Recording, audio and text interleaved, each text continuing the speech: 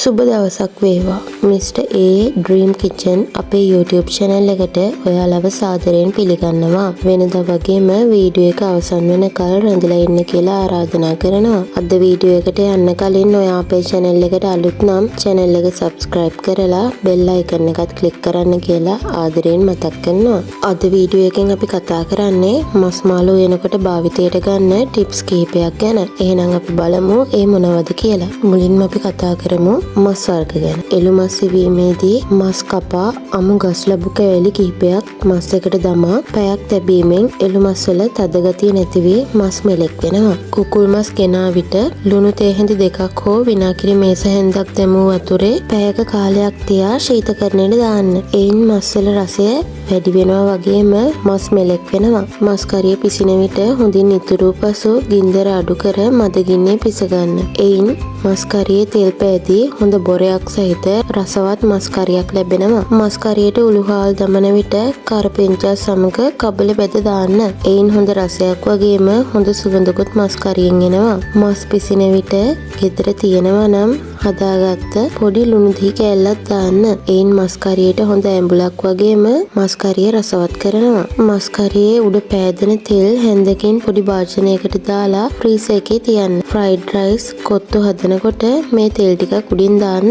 මාරම සුවඳයි. ඊළඟට අපි බලමු මාළු යද්දී භාවිතයට ගන්න ටිප්ස් කිහිපයක් ගැන. කිරි මාළු පිසීමේදී රතු පාටට එන්න ඕනේ නම් තක්කාලි සමග මිරිස් කුඩු තේ හැඳි 3ක් දාන්න.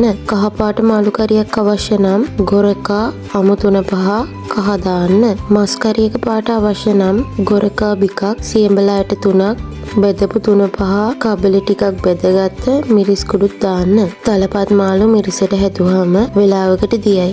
එවැනි අවස්ථාවකදී රතු කැකුළු හාල් පිටි තේ හැඳි දෙකක් හොද්දට දාන්න. හොද්ද උක්කු වෙනවා. මාළු මිරිසට හදන විට රතු පාට මාළු ගන්න. සුදු පාට මාළු වලින් මාළු කිරට හදන්න. පොඩි මාළු මේ දෙවිදිහටම හදනවා වගේම බදින්නත් පුළුවන්. ඕනෑම මාළු කරියක් හදන විට හොද්ද නැටුව විගස ලිපෙන් ඉවත් කරන්න එපා. ලිපේ ගින්දර ඉතාමත් අඩු කරලා තවත් විනාඩි 10ක් 15ක් මද ගින්නේ තියන්න. එහෙම කිරීමෙන් මාළු වල රසය හොද්දට එකතු වෙනවා. මාළු බිස්කට් කුඩු වල තවරා බදින විට බිස්කට් කුඩු තැවරු මාළු කැබලි හොඳින් වසා පැයක් ශීතකරණයේ තබන්න. පසුව විනාඩි 15ක් පමණ එළියෙන් තියා බදින්න. මස් මාළු හදද්දී සෑම විටම මැටි ඇතලියක් භාවිතා කරන්න. වෙනම මැටි ඇතලියක් තියාගත්තත් කමක් නැහැ. මස් මාළු කැපීමට භාවිතා කරන කටින් බෝඩ් එක පිරිසිදු කිරීමට විනාගිරි හා බේකින් සෝඩා මිශ්‍ර කර හොඳින් අතුල්ලා ගන්න. මස් කරියට මාළු කරියට ගම්මිරිස් දමන විට ගම්මිරිස් කුඩු නොදා ඒ වෙලාවේ තලාගත්ත ගම්මිරිස් ඇටයක් කෑලි ටිකක් දාන්න.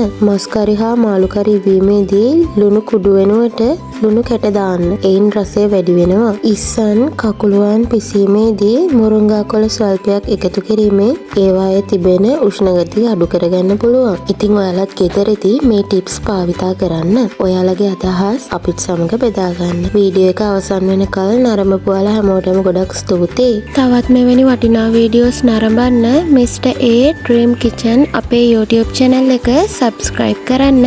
අදට ගිහින් එන්නම්. ඔයාලට සුබ දවසක්.